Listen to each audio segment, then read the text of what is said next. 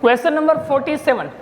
Draw the figure necessary to evolute hydrogen gas produced by the process of granule zinc and explain process in detail.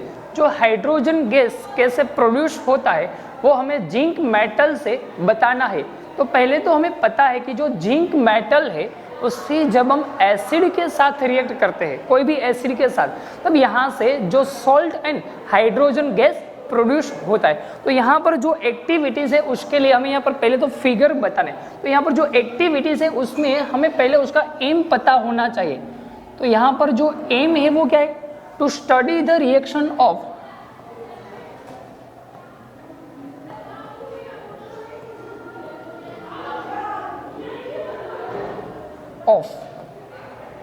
reaction of zinc metal with sulfuric acid।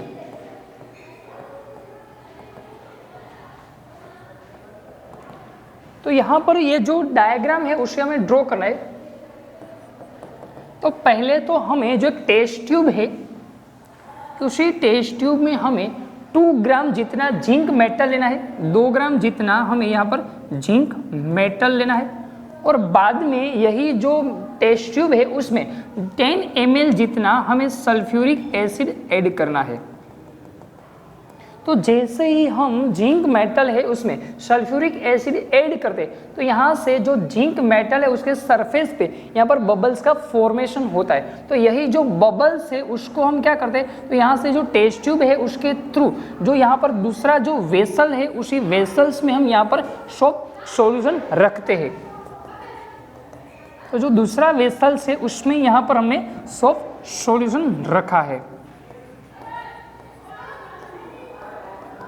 तो बाद में यहाँ से जो ये zinc metal है उसकी जब हम सल्फ्यूरिक एसिड के साथ रिएक्ट कराते तो यहाँ से जो गैस प्रोड्यूस होता है उसी गैस को टेस्ट ट्यूब के थ्रू हम यहाँ पर जो सॉफ्ट सॉल्यूशन है उसमें से पास करते हैं।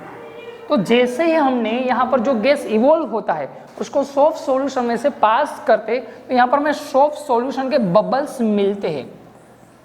अब यही जो बबल्स है उसके नियरेस्ट में हम जब जो इंसेंस स्टिक लेकर जाते, जो बर्निंग इंसेंस स्टिक लेकर जाते, तो यहाँ पर ये जो बर्निंग स्टिक है तो उसके नियरेस्ट में जब अपने हाइड्रोजन गैस के बबल्स लेकर जाते तो ये जो बर्निंग कैंडल्स है वो फास्टली बर्निंग होना शुरू होते। तो यहाँ पर ये जो बर्निंग कैंडल है वो पॉपअप साउंड से बर्न होते।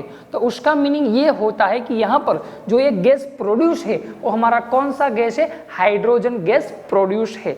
सो ये जो रिएक्शन है उसको अगर हमें केमिकली बताना है तो यहाँ पर हमने जो टेस्ट ट्यूब है उसमें क्या लिया था? जिंक मेटल लिया था, और बाद में जो टेस्ट ट्यूब है उसमें हमने कौन सा एसिड ऐड किया था? Sulphuric acid. इन दोनों के बीच में जब रिएक्शन होती है तो यहाँ से जो गैस प्रोड्यूस होता है वो कौन सा गैस है? हाइड्रोजन गैस है। और साथ ही साथ में यहाँ पर जो सॉल्ट फॉर्म होता है वो है zinc sulphate.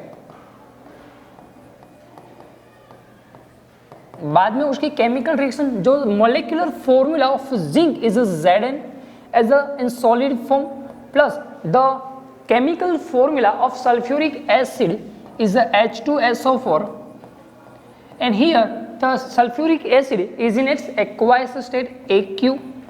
To form the zinc sulfate उसकी formula is ZnSO4 as the aqueous state plus hydrogen as a gaseous form. This is the final chemical reaction of zinc react with the sulfuric acid to evolve the hydrogen gas.